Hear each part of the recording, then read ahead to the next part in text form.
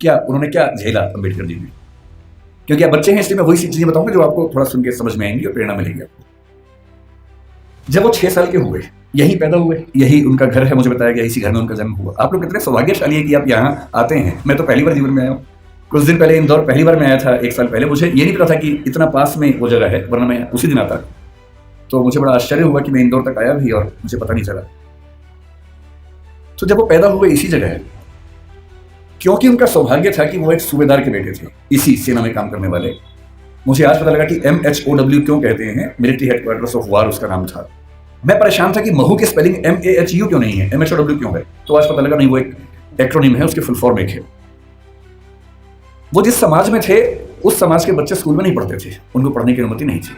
पर क्योंकि वो सूबेदार के बेटे थे, और सूबेदार एक कमीशन पद होता है सेना में, बड़ा पद होता है, तो इतना हो गया कि उनको स्कूल जाने का मौका मिल गया।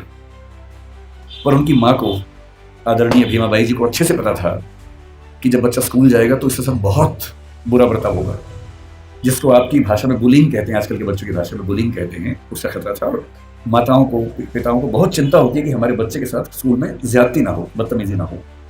कल को आप भी पेरेंट्स बनेंगे, आप भी इस दर्द से गुजरेंगे।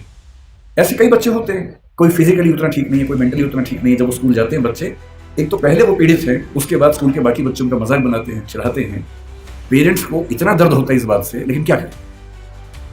तो उनकी माता जी ने, भीमाबाई जी ने कहा कि देख बेटा, स्कूल जा रहा है, पहले ही समझा रही हूं, बहुत बुरे अनुभव होंगे, लड़ना मत, झगड़ना मत, विद्रोह करके छोड़ मत देना, क्योंकि पढ़ाई करोगे वो अकेला रास्ता है कि कुछ बड़ा कर पाओगे जीवन में, वरना कोई दूसरा रास्ता नहीं है। इस बात को उस छोटे से बच्चे ने मन में बिठा लिया। वो स्कूल गया। उस स्कूल में पहली बार कोई ऐसा बच्चा आया था जो समाज के अछूत कहे जाने वाले समुदाय का हिस्सा था। जो बाकी बच्चे थे बुरे नहीं थे, पर वो भी अपने अपने घर से सीख रहे थे, अपने समाज से सीख रहे थे। उनको ये पता था कि ऐसे बच्चों के साथ नहीं बैठना है, दूर रहना है। तो व्यवस्था हुई कि वो स्कूल में क्लास के सबसे अंत में, जहां सारे बच्चों के जूते चप्पल रखे हैं, उसके पड़ोस में एक दरी छोटी सी बिछा के बैठेंगे, और दरी भी खुद लेके आएंगे ताकि स्कूल में कोई और व्यक्ति अपवित्र ना हो। अब सोच के देखिए, इमेजिन कीजिए उस बच्चे की हालत कि एक बच्चा है, अपने घर से दरी लेके आता है, क्लास के अंत में जहां जूते चप्पल रखे हैं उसके पास में बिछाता है, बैठता है, बाद में लेके जाता है। उसके साथ कोई खाना भी नहीं खाता है, तो वो दीवार की तरफ चेहरा करके अपना भोजन करता है जो घर से लेके आया था। उसको पानी पीने की अनुमति नहीं है। आपने ये सब नहीं झेला होगा, उस बच्चे का सोचिए।